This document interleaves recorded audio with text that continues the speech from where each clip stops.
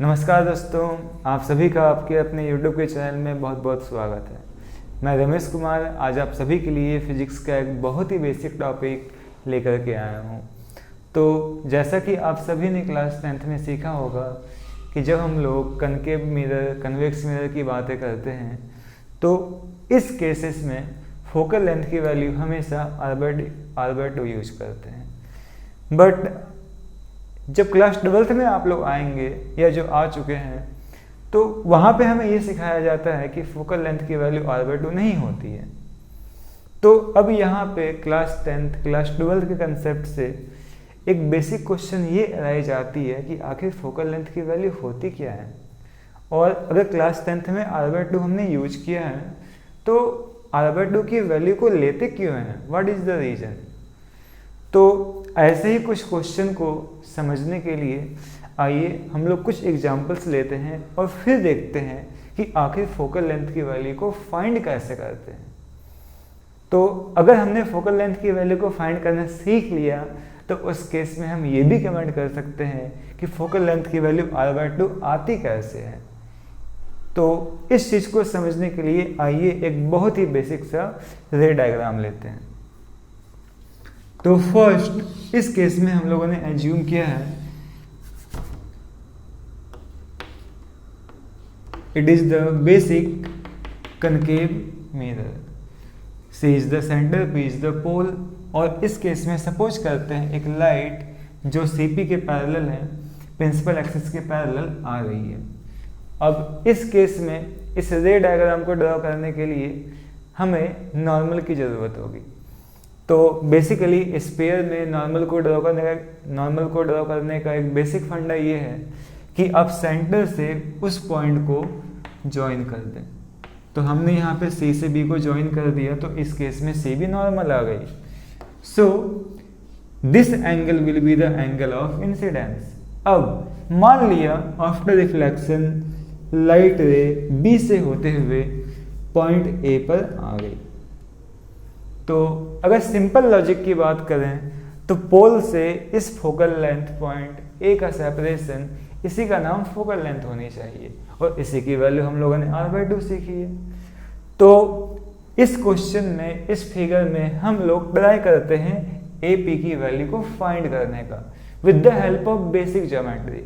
Simple use करेंगे हम लोग ट्रायंगल के कंसेप्ट का और बेसिक ट्रिग्नोमेट्री क्लास 10th का। तो फर्स्ट ऑफ ऑल अगर आप ध्यान से देखेंगे तो ये लाइन इंसिडेंट रे और लाइन CP ये दोनों ही पैरेलल है। तो इस केसेस में ये CB लाइन एक थर्ड लाइन है जो इन दोनों ही लाइन को कट कर रही है। तो सिंपल मैथ के लॉजिक का यूज करके हम ये कमेंट कर सकते हैं कि ये एंगल भी थीटा होगी। ये सिंपल लाइन है, सिंपल कंसेप्ट है कि ये जो एंगल होते हैं अल्टरनेट इंटीरियर एंगल सेम होते हैं। आफ्टर दैट अगर यहाँ पे आप ध्यान से देखें ये एंगल ऑफ इंसिडेंस है और अगर इस एंगल को ध्यान से आप देखेंगे तो ये आपका एंगल ऑफ रिफ्लेक्शन हो गई। तो इस केस में इस एंगल का नाम भी आप दे सकते हैं थीटा। तो यहाँ पे हम लोग अब अलग से इस कंडीशन को देखते हैं। This is the point C, this is the point A, this is the point B। अगर आप और अच्छे से ध्यान से देखेंगे तो आपको दिखेगा CB will be the radius, C is the centre, B is the boundary point, so CB will be the radius. अब एक बार और ध्यान से देखेंगे आप लोग तो ये एंगल थीटा मिलेगा, ये भी एंगल थीटा है। ट्रायंगल में दो एंगल सेम हो गए तो करस्पॉन्डिंग साइड्स भी सेम होंगे। तो सिंपल ज्योमेट्री की हेल्प से हम ये कमेंट कर सकते हैं CA should be equal to BA। इस एंगल के सामने आपका BA आ गया, इस एंगल के सामने CA आ गया। आफ्टर दैट हम लोगों ने पॉइंट A से CB लाइन के ऊपर परपेंडिकुलर को ड्रॉ किया। तो बेसिक ट्रायंगल प्रॉपर्टी ये कहती है कि जब आपका दो साइड सेम हो तो ये परपेंडिकुलर CB साइड को एग्जैक्ट बाइसेक्ट करने चाहिए। तो ओवरऑल अगर CB की लेंथ R है और इस पॉइंट का नाम अगर हमने E रख दिया तो CE की लेंथ R/2 लॉजिकली होनी चाहिए। अब हम दोबारा एक काम करते हैं, ट्रायंगल CEA ए को बाहर निकाल लेते हैं, वापस से देखेंगे सी ए ई। ध्यान से अगर आप और देखेंगे तो आपको दिखेगा सी ई की वैल्यू r/2 आ गई।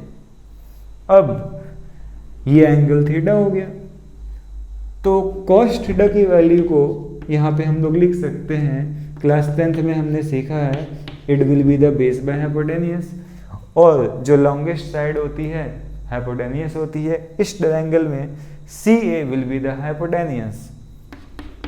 तो हमारे पास सी ए की वैल्यू आ चुकी। अगर बेस की बात करें तो जिसके साथ एंगल बनती है वो साइड बेस होती है, यहाँ पे वो साइड हमारा सी ई है, सो इट बिकम्स सी ई। और ध्यान से आप देखेंगे एक बार तो आपको दिखेगा सी ई की वैल्यू r/2 हो गई। So we can say that the cos theta will be equal to r/2 divide by C A. थोड़ा सा इसको सिंप्लीफाई करते हैं, रीअरेंज करने पे यहाँ पे हमें सी ए की वैल्यू r/2 cos थीटा मिल जाएगी। अब दोबारा से वापस फिगर नंबर 1 पे चलते हैं। अगर हमारे पास सी ए की वैल्यू मिल चुकी है तो सिंपल बेसिक अलजेब्रा का यूज करके यहाँ पे हम ये भी कमेंट कर सकते हैं C A plus A P that should be equal to C P. CP, C is the center point, P is the pole, so the length CP will be equal to the radius of the sphere. So radius की value को जैसे ही put करेंगे R, तो इस case में आप ये भी कमेंट कर सकते हैं the value AP it should be equal to R minus CA। AP की वैल्यू हमने क्यों निकाली? बिकॉज हमें ये सिखाया गया है, आपने भी ये सीखा होगा, AP is the focal length. तो AP की वैल्यू को फाइंड करने के लिए हमें CA की वैल्यू को पुट करनी होगी, और ध्यान से आप यहाँ देखें तो CA मिल चुका है। तो जैसे ही यहाँ आप CA की वैल्यू को पुट करेंगे तो आपके पास फोकल लेंथ की वैल्यू मिलेगी R minus r/2 cos theta. तो बच्चों हमें तो ये सिखाया गया है कि फोकल लेंथ की वैल्यू r/2 होती है, बट जैसा कि आप देख सकते हैं यहाँ से हमने आप सब ने फोकल लेंथ की वैल्यू डराइव कर ली। It will be equal to R minus r/2 cos theta. तो अब बेसिक क्वेश्चन ये अराइज होता है कि आखिर r/2 कब मिलेगा फोकल लेंथ? तो देखिए, जैसे जैसे इंसिडेंस रे को आप नीचे लेके आते जाएंगे, फॉर एग्जाम्पल अगर इस रे को मैं नीचे ड्रॉ कर दूं तो इसकी एंगल, ये जो एंगल ऑफ इंसिडेंस है ये और कम होती जाएगी। जितना ज़्यादा ये क्लोज आएगा प्रिंसिपल एक्सिस के, एंगल ऑफ इंसिडेंस की वैल्यू उतनी ही कम होगी। तो अगर इसकी वैल्यू इतनी कम हो जाए कि 0 के अप्रॉक्स हो जाए, एग्जैक्ट 0 तो तभी हो सकती है जब वो CP के अलोंग ही आ जाए, उसी लाइन से होते हुए। बट अगर एंगल की वैल्यू 0 के अप्रॉक्स भी आ गई तो उस केस में हम ये कमेंट कर सकते हैं कि ये जो cos थीटा है इसकी वैल्यू लगभग 1 आ जाएगी when theta is approximately equal to 0 degree. इस केस में जब यहाँ पे आप थीटा की वैल्यू को 1 पुट करेंगे then the focal length becomes R minus r/2 cos theta, that becomes R minus r/2, that will be equal to r/2। तो बच्चों बेसिक कहानी यही है कि अगर लाइट रे को हम लोग प्रिंसिपल एक्सिस के बहुत सामने ले लें तो उस केस में थीटा की वैल्यू बहुत कम बनती है, that's why the focal length will be equal to radius by 2। लेकिन जब दूर होगी तो क्या होगा? सपोज अगर मैं मान लो यहाँ पे थीटा की वैल्यू 60 डिग्री हो गई तो क्या होगी? तो उस केस में जब आप cos थीटा की वैल्यू को निकालेंगे तो इसकी वैल्यू हाफ आएगी, और ओवरऑल जब यहाँ पे आप cos थीटा की वैल्यू को हाफ पुट करेंगे, ध्यान से देखिए f equal to R minus r/2 into half, that becomes R minus R, that will be equal to 0। Focal length 0 हो गई when the angle becomes 60 degree. इसका मतलब ये है कि AP की लेंथ 0 हो गई। इसका मतलब ये भी है कि पॉइंट ए खुद सामने आते आते आते आते पी पॉइंट पे ही कॉन्साइड कर गई। इसका मतलब ये भी है कि जब रिफ्लेक्शन होगी तो ये लाइट इस पॉइंट ए की जगह से पास ना करते हुए सीधा पॉइंट पी के पास जाएगी। तो ओवरऑल ये जो आपका रे डायग्राम है कुछ ऐसा बन जाएगा। और ये प्रैक्टिकली देखने में हमें बहुत अजीब लगता है, आप लोगों को भी देख के अजीब लग रहा होगा, बट प्रैक्टिकली ये सच है, ऐसा ही होता है।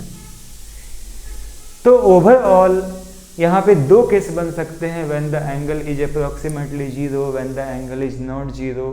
तो ऐसी रेज जो प्रिंसिपल एक्सिस के बहुत सामने है, बहुत कम एंगल बनाती है, उनका नाम रखा गया है पैरेक्सियल रे। और ऐसी रेज जो इस प्रिंसिपल एक्सिस से दूर हैं, अधिक एंगल बनाती है, उनका नाम रखा गया है मार्जिनल रे। तो बच्चों इसीलिए क्लास 10th में हम लोगों ने ये भी सीखा होगा कि जब कभी भी रे डायग्राम बनाते हैं तो जो भी रे हम लोग एज्यूम करते हैं वो सारी की सारी पैरेक्सियल होनी चाहिए। पैरेक्सियल इसीलिए बिकॉज उसी केस में एंगल की वैल्यू 0 के अप्रॉक्स होती है और फोकस r/2 होती है। अदरवाइज जैसे जैसे आप एंगल की वैल्यू को चेंज करते जाएंगे, अधिक करते जाएंगे, आपकी फोकल लेंथ की वैल्यू r/2 से कम होती जाएगी। तो आज के लिए इतना ही, धन्यवाद।